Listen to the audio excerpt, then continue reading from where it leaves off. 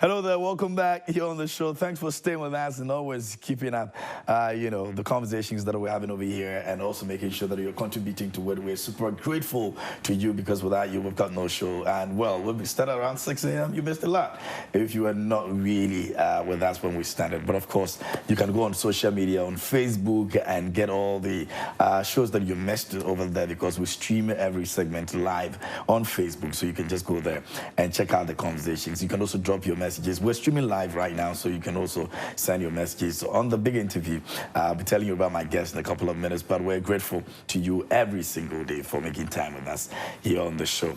Now, on Wednesdays, we sit and we talk about the people that are making changes, the people that are making differences, the people that are making impact in society, those who have been in different aspects of your careers and, development and all that. And today, we're sitting with one big man here with us in the studio. Those of you on social media, I'm sure you have an idea who the guest for the big interview is for today. But those of you out there who are just tuning in and you have no idea, take a look at this. When I come back, I'll introduce my guest in the studio right here on the big interview.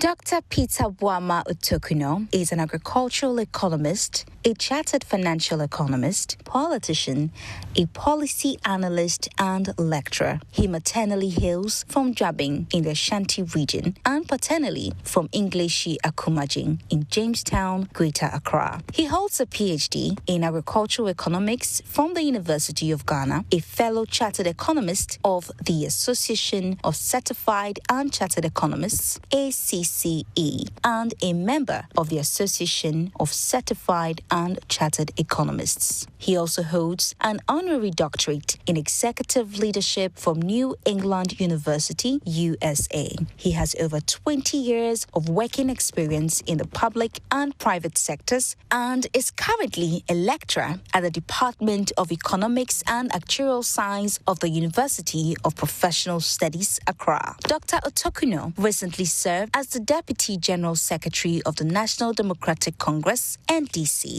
and the Secretary General of the African Leftist Party Schools Union, ALPSU. He is currently the Director of Corporate Affairs and a member of the NDC Elections Directorate. Dr. Otokunor was a Deputy Campaign Manager for John Mahama's campaign in 2020 and led the Operations Subcommittee of the 2012 NDC campaign. These are but a few political endeavors the bureaucrat has been involved with. He is happily married with 4 beautiful kids. He is known for the popular phrase, DJ Boyenyom. Ladies and gentlemen, Dr. Peter Boama Otokunor sits for the big interview. Stay tuned.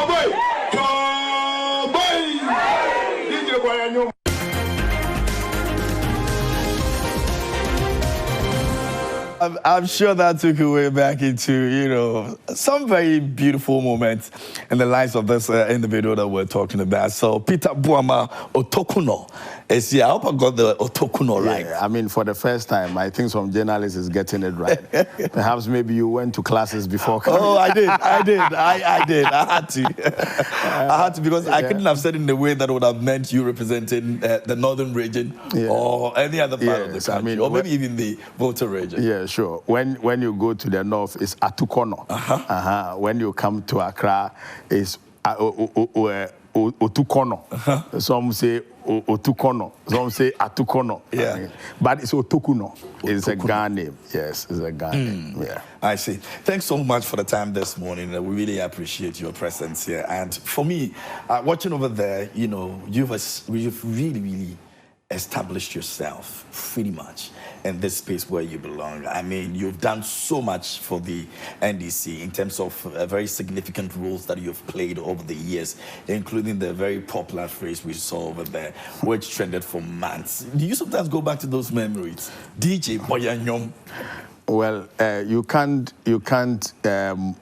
live without going back to those memories because they become landmark. Wherever you go, it follows you. I mean, you would be at a program and the MC would introduce you with, and he's certainly going to add DJ Boyanyo.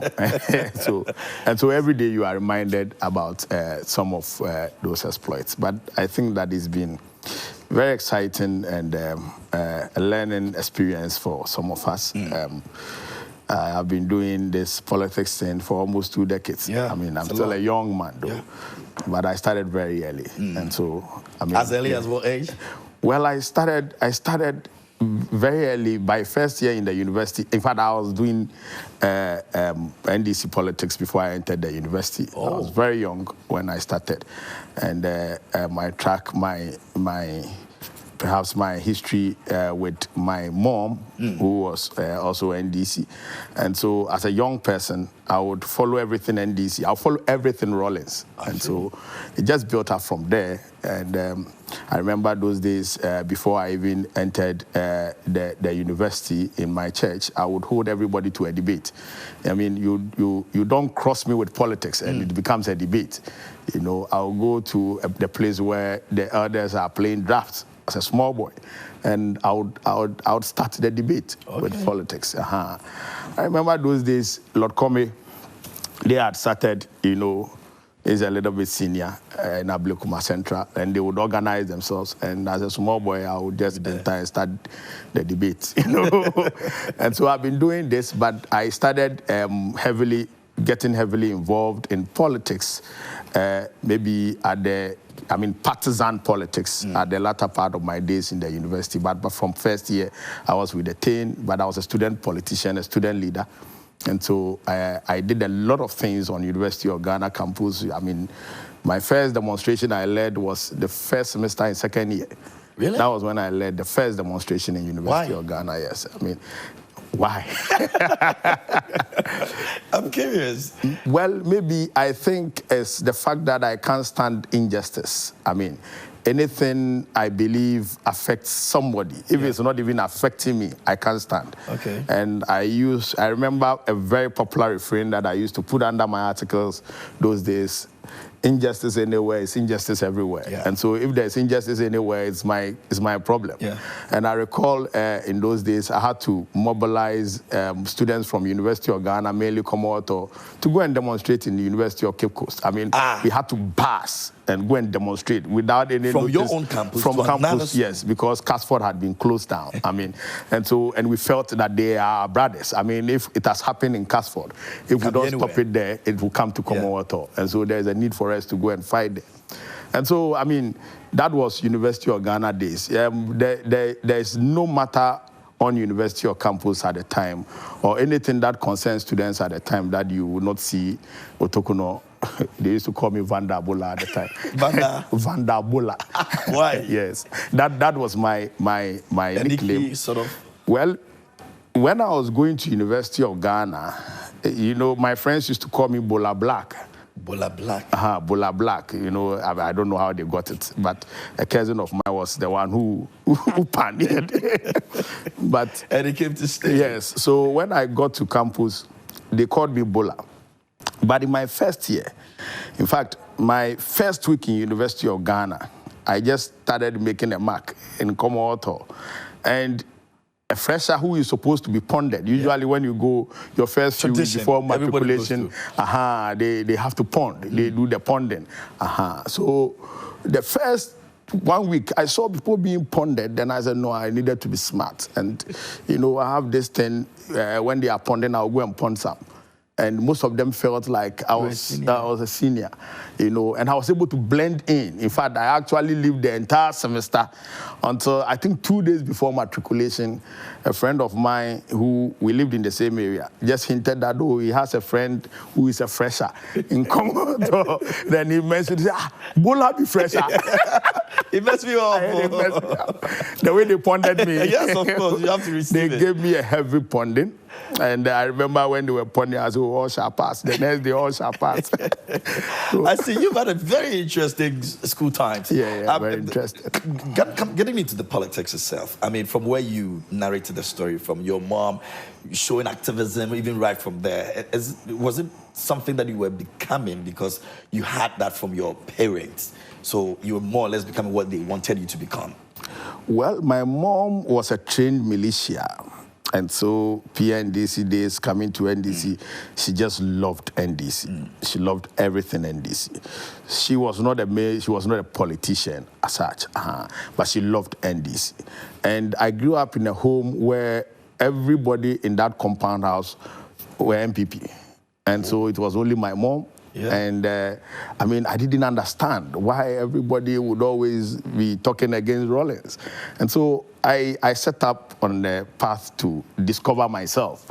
I mean, who is Rawlings? Yeah. And so I just began following everything Rawlings. And I used to watch a lot of TV at the time. Those were the days where I could tell you the program lineup from Monday to Sunday, every single time, what is showing on GTV. and so I followed Rawlings, and I got to know that, I mean, this is a man who is principled.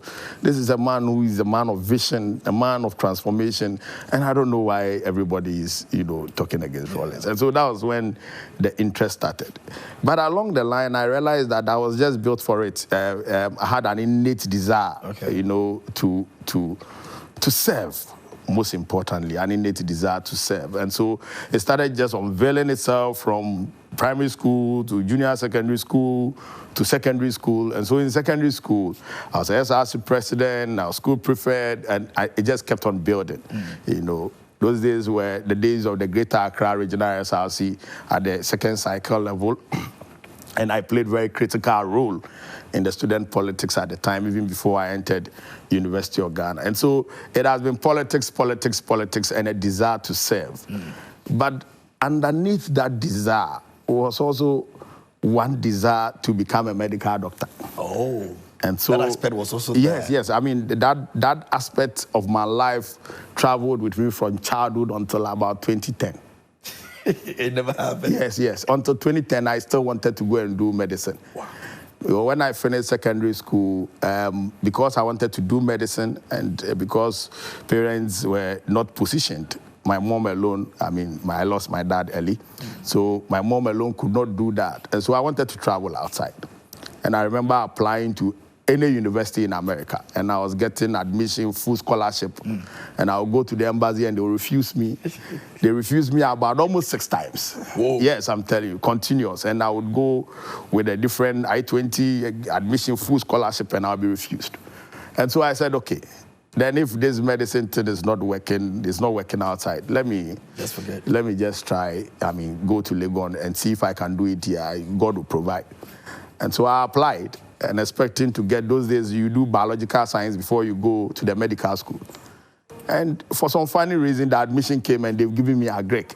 And I said, instead of I said, how? Why should I do a Greek? I can't do this. Yeah. And so a lady in my church, Mrs. Satolik, I spoke to her, and she said, Peter, this thing, you need to go and try, but I have a friend who is a lecturer in the university. So let's go and see her if she can do something for you. She's called Dr. Anderson at the time. She became Professor Anderson. Okay.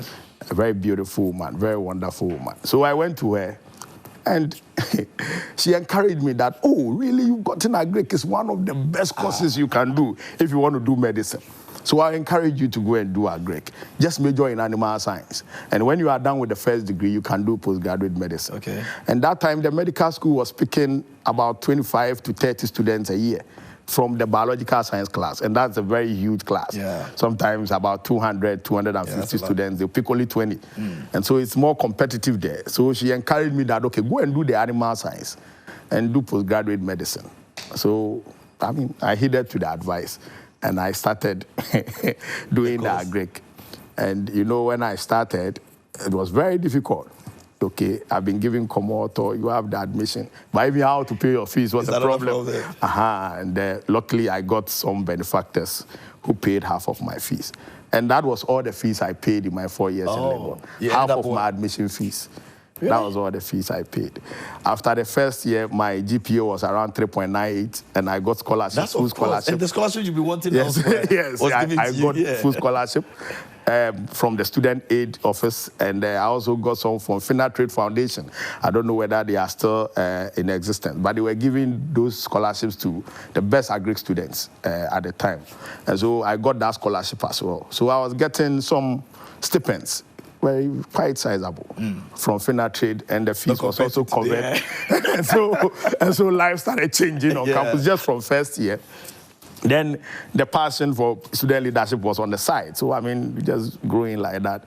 When I finished university, in fact, in third year, I combined agric economics and animal science. Okay. And I remember one of our professors, in fact, he incidentally became my supervisor when I was doing my PhD in agric economics. And I remember he called me to the office and he said, Peter, the way you are going, the way you are doing student leadership, you end up in politics. And you are one of the best in agric economics. So I advise that you major in agric economics.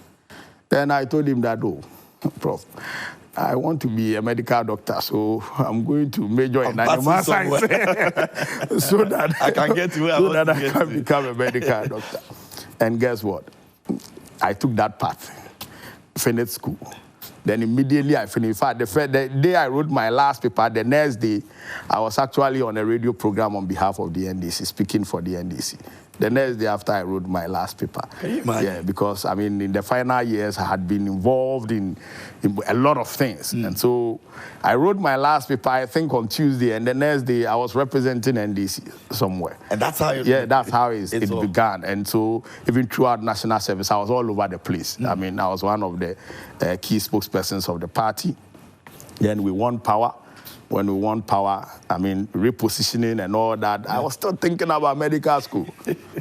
And so I think it was in 2009 when we wanted to do our national elections. I contested for Deputy National Propaganda Secretary. Propaganda Secretary? Yes. And I lost by some 4 votes. And when I lost, I said, okay, now this is the time. Let me see if I can go to the medical school.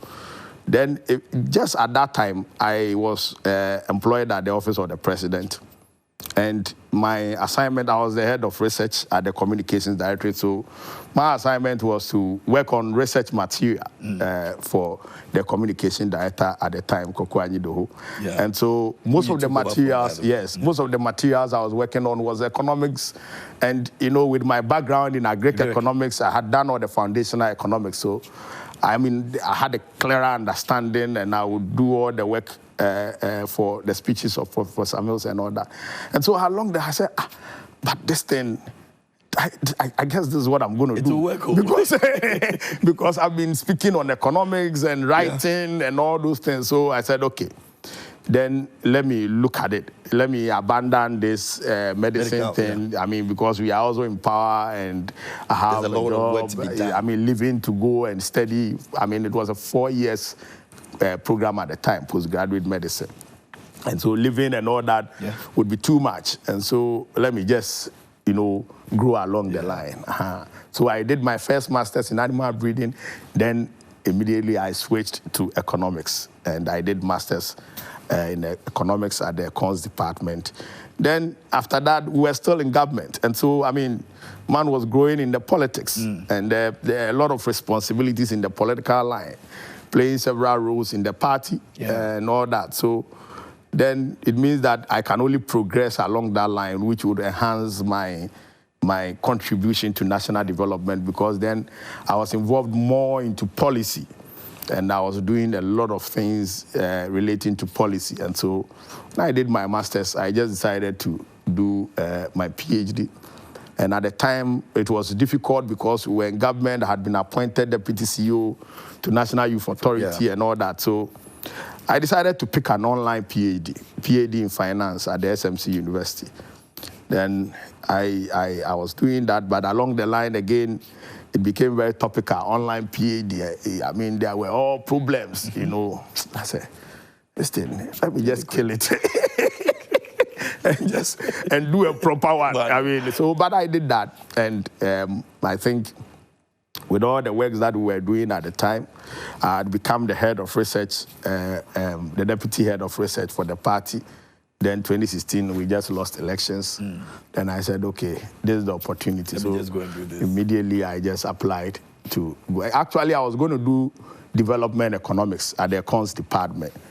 Professor Peter Korte, who was the head of department at the time when I was doing my master's, had encouraged me to proceed and do the development economics. So I actually bought the forms and went to him that, oh, Prof, I'm applying.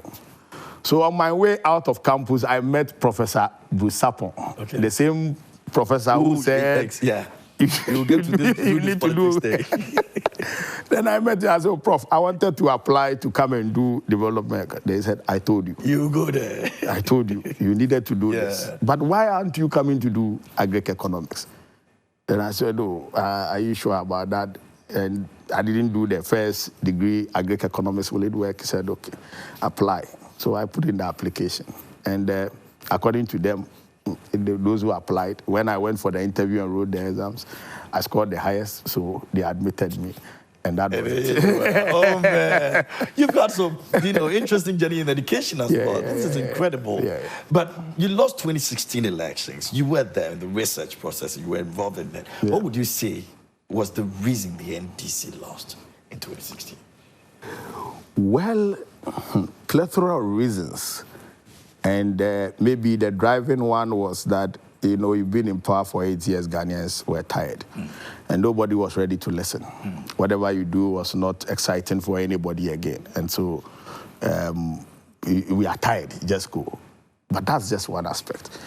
But as part of our work between 2015 2016, we assessed every constituency, and we had a fair idea that we may have problems in majority of the constituencies, particularly as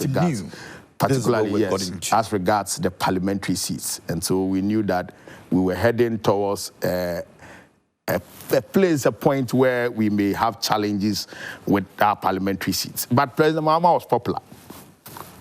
was popular. And so we were sure that we were going to win the presidential. And at the time, we had identified some of the key things that were the problems in the constituency, so we were fixing them so that we could cross. And so we were very optimistic about the presidential elections, but we knew we would have challenges with the parliamentary. And it so happened that all the predictions and the work we did actually came to pass. The challenges we had in those constituencies, revealed itself. And President Mahama, we were very sure was going to win. But you know what happened in 2016 and all the shenanigans. Charlotte Osoi complaining that the system has been hacked and all those shenanigans that happened. And President Mahama, for who he is, President Mahama, his kind of leadership style is something I've not seen in any African leader. And he has the nation at heart. And I remember that time we were saying, no, with this one we are going to resist. No, we must make sure that you think a different person would have done that? No, a different person perhaps would have done that. But President Mahama was not all about the power. And I remember when he made his famous concession speech in his house, and he said that posterity will judge him right. And indeed, just within 1 year, posterity started coming early. And so that was those issues at the time. I think that we performed outstandingly well compared to all the governments in the Fourth Republic within 4 years. Our achievement was enormous and outstanding. And if that was the only thing that people were going to vote on, President Mahama shouldn't have lost the election. Just recently, there's a discourse about free SHS. Free SHS was launched.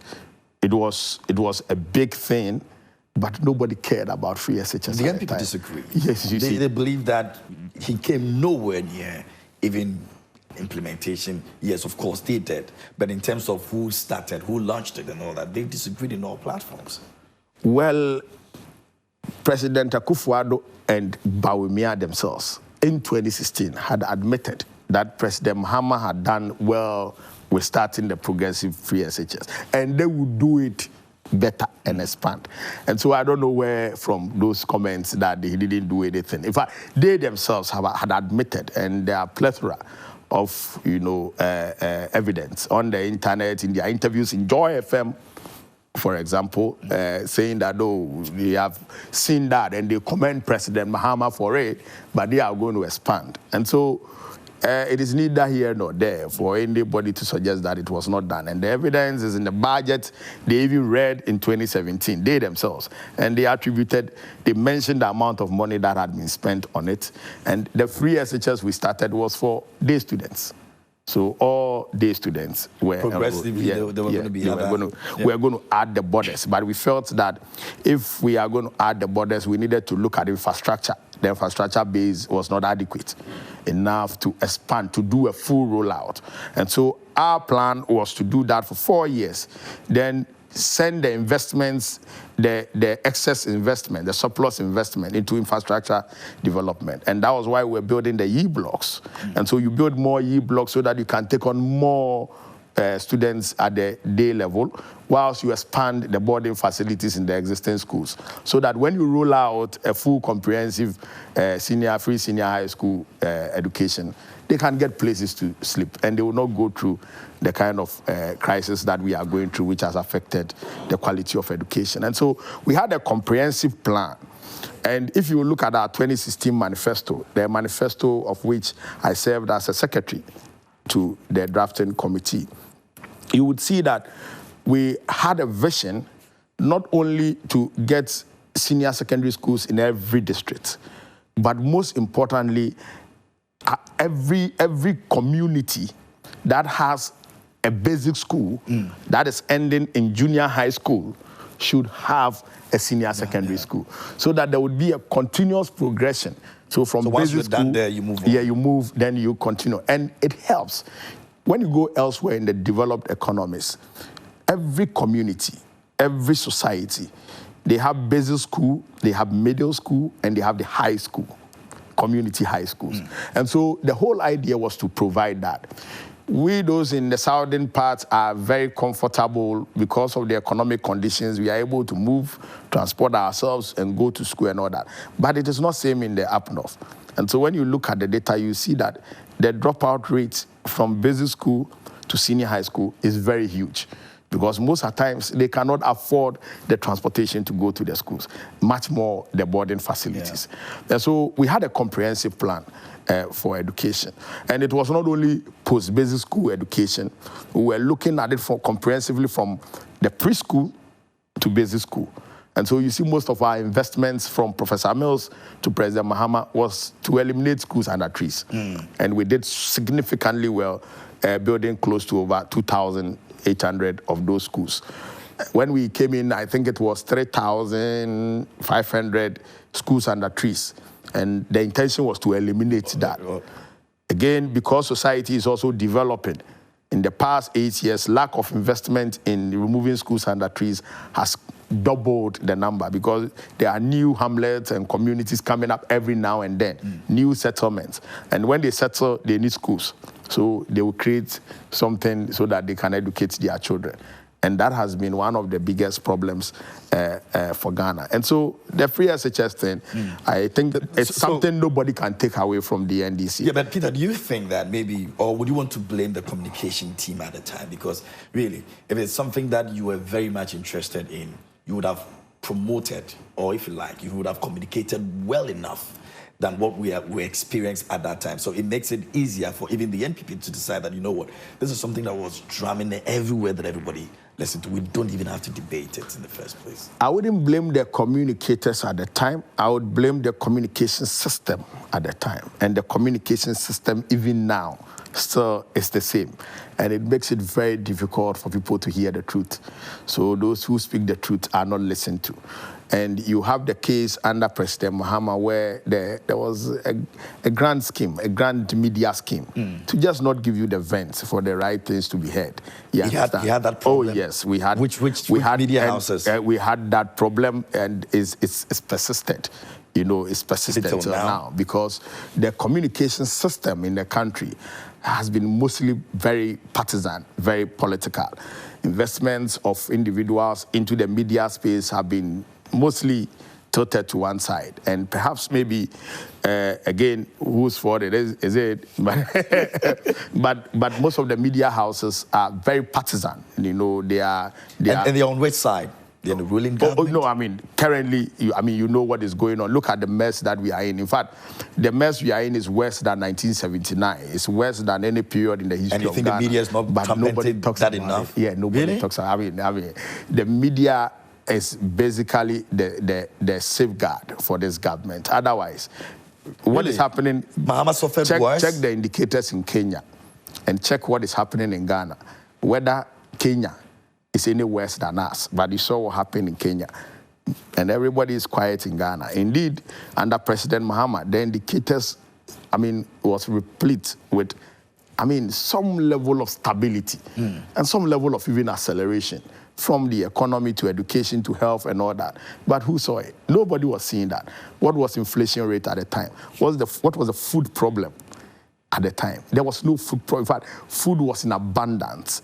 Based on most of the agricultural policies, we had enough. In fact, we had poultry industry growing significantly because of the broiler revitalization program, and we were almost producing close to about 60% of the poultry consumption, because then if you had to import, you have to go and seek permission, and you must prove that you are sorting or seeking 50% from Ghana, and it was growing. Eggs was all over the place.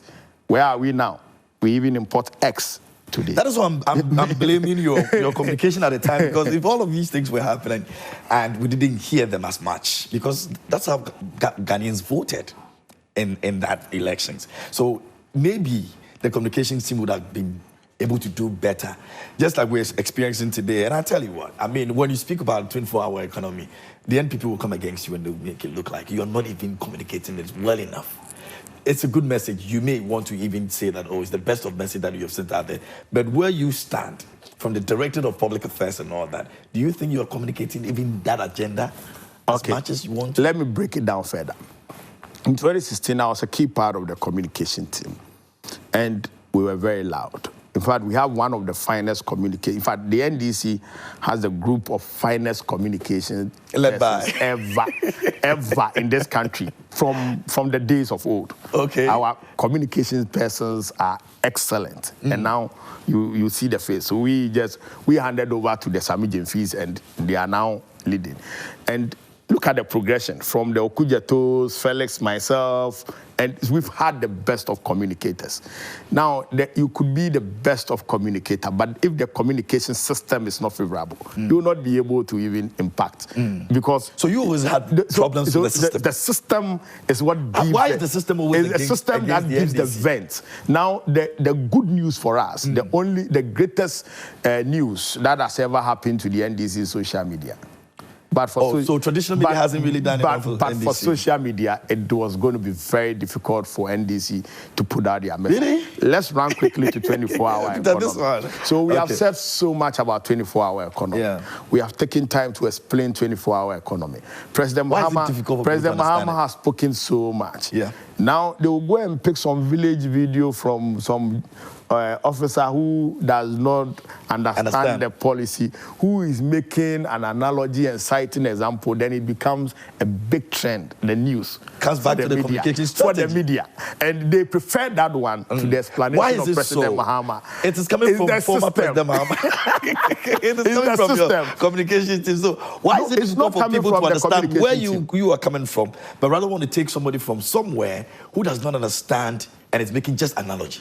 Exactly the point I'm making. They are interested in that one to create the diversion, to create the semblance of incoherency in the policy. So what do you do about that? Because it comes back to you. About 24-hour economy. Sami has been doing a good job with his team on 24-hour economy. President Mahama is on one side, but you're the same. who prefer the one from the village. And it means you have a lot of work to do. We've got 6 months to elections. That means you have a lot of work to do. Yeah, we have a lot of work to do, and that is why all this becomes a product of strategy. And so the strategy would be keep the space in the air, do the communication that you can do, reach out, use every medium possible, but most importantly, connect to the people, go to the grassroots. There's nothing that beats direct voter contact. And so the strategy is to get direct voter contact. The NDC is not doing that. You think so? But Dr. Bawumia is doing that. I mean, he's on the street. He's on the village. That is village another roads. deception and another product of the system. But they have complained that the NDC is not doing much when it comes Who is complaining? The NPP says that you're not going out there to speak to the people. And they are doing so. Why should they be complaining? Because you can't communicate your ideas to them, so you decided that you're not going anymore. But they can't communicate something, so they're on the ground. So the point is that why is the NPP worried? Are we not in an election? So if we are not doing anything, you should be jubilating. So why are they worried? Maybe because of debate-wise. Go and tell them what you have done, and let's also go and tell them what we have done, and based on that, they will vote for us. I think the NPP knows that it is not in their interest. All that they are doing is, again, the system. Okay, so they are manipulating the system. Let's create the impression that they are not manipulating the system now. President Mahama has toured the country this year alone twice. Not only President Mahama, General Mosquito, as the national chairman, has gone to the nation almost twice. Running mate is all over the place. I have led a team. Professor on the ground? Yes, I have led a team to go around the country twice. Okay. And so we are all over the place. But essentially, the reason why we go all over the place is to have direct voter contact. For the communication system, the information media, to portray that Bawumia is all over the place. When Bawumia just started moving about a month ago, doing his youth connect at the regional capitals, and now he has started his regional tour and is in only one region so far. And you are comparing that to President Mahama, who has toured almost every single region, spent minimum of 3-4 days in every single region this year. Is that enough to guarantee as a win? No, I'm addressing. I'm not saying it guarantees a win, but I'm addressing the claim that they are moving and the NDC is not moving. And as we speak, every single day there is a program somewhere that we are doing on the field. Very soon, in the next week or two, we may launch our campaign. Then the following month, we may launch our manifesto. But even in the space, within this period, we have been engaging a number of identifiable groups, from trade unions, civil society organizations, religious, para-religious organizations, and we've been doing direct engagement. In fact, today, as we speak, when I live here, there are 3 major meetings that we are doing with organized groups, organized labor, and so on and so forth. And so that is campaign. And as I said, it's a product of strategy. So you know what you are doing, and you know the challenge you have. You know the media space is hostile. You know when you want to talk plenty, they will not even give you vent. And so apply strategies that will combine both what you are able to get from the media and what you are able to get on the ground. And that's what will give you the victory. Dr. Bawumia is requesting that there's a debate between himself and the former president, John Dramani Mahama. Would that ever happen? I would be heavily disappointed if it should happen. And I don't expect that the leadership of the NDC and President Mahama would heed to that call. It's a very completely needless call. The vice president is a sitting vice president. He has the reins of power. Whatever he wants to do, it's not about debate. It's about doing it. We saw his lectures. We saw the things that he has said. It's not about words anymore.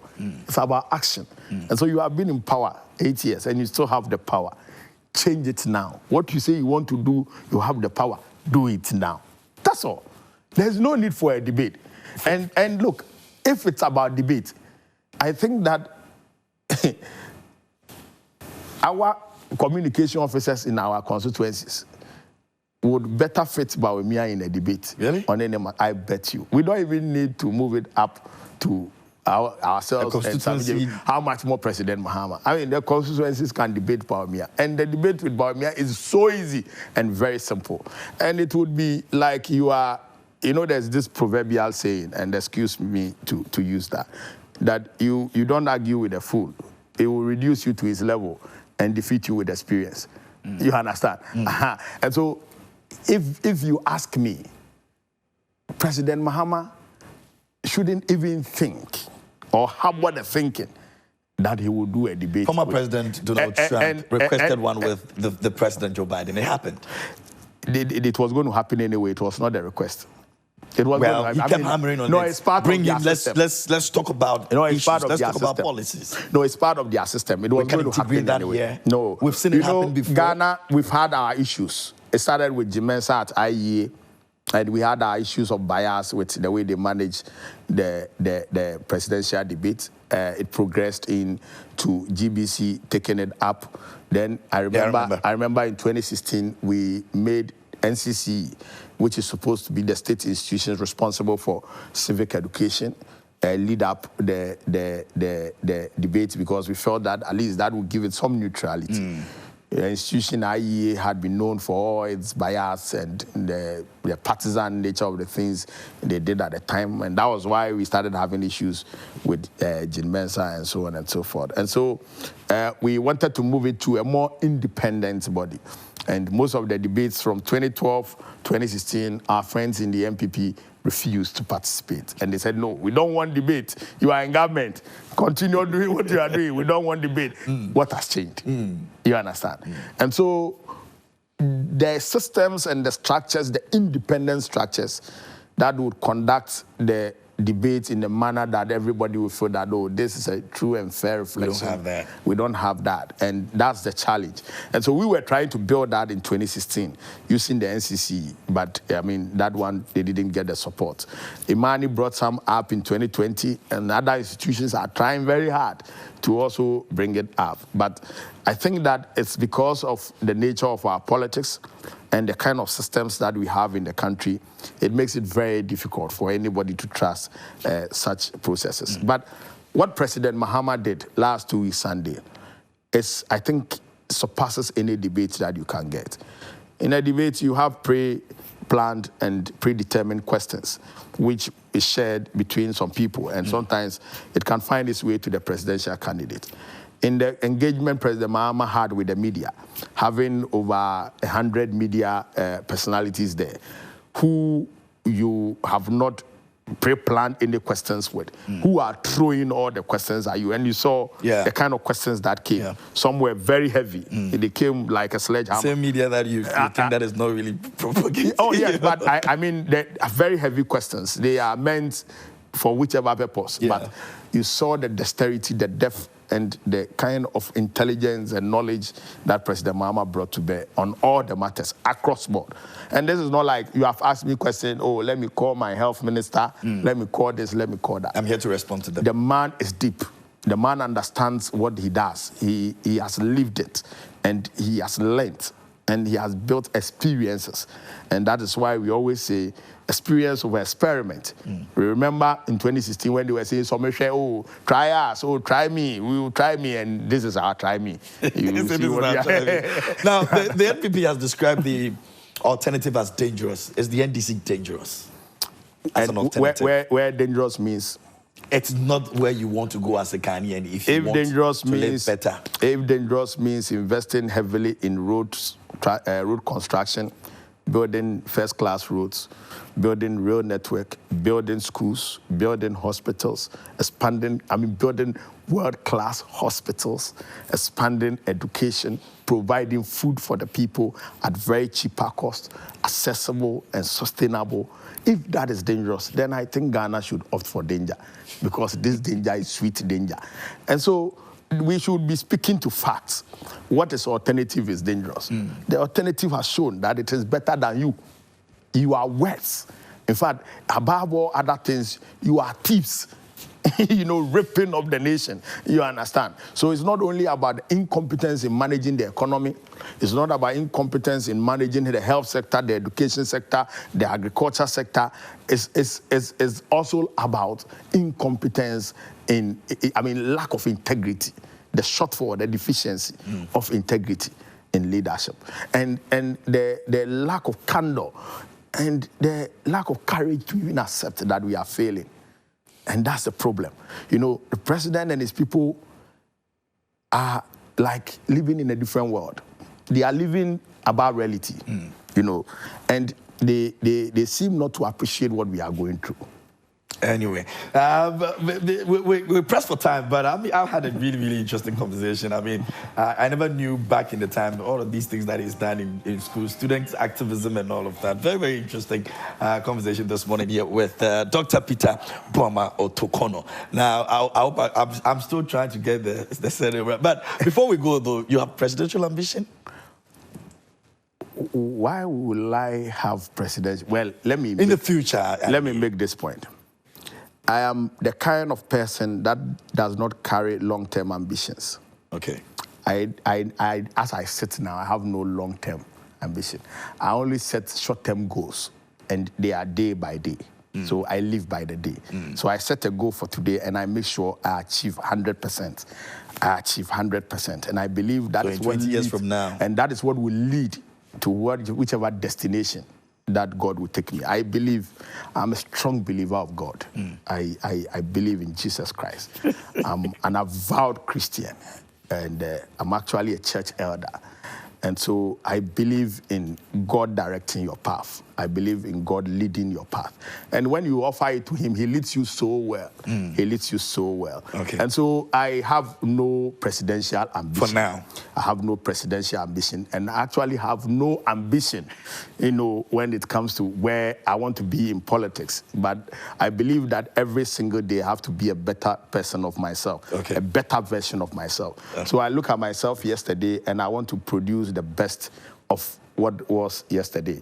And that is what has brought me here. Okay. Last time somebody asked me, and I said, look, in 2021, I never thought that I'll ever contest for General Secretary. Even in 2022, I didn't have the thought of contesting for the opportunity came, and I decided that, look, I am prepared, and I can do this. So let me go for it. Okay. I went for it. It didn't work. That's the end. That means that there is another opportunity that could come in any form by any day, and I will take it wholeheartedly and deliver. Great. Thank you so much for spending time with us this morning. Thank you for having me. Really enjoyed the conversation. And once again, we wish you the very best moving into the elections 2024. And hopefully we'll be able to just, decide when the elections comes up. And that's Dr.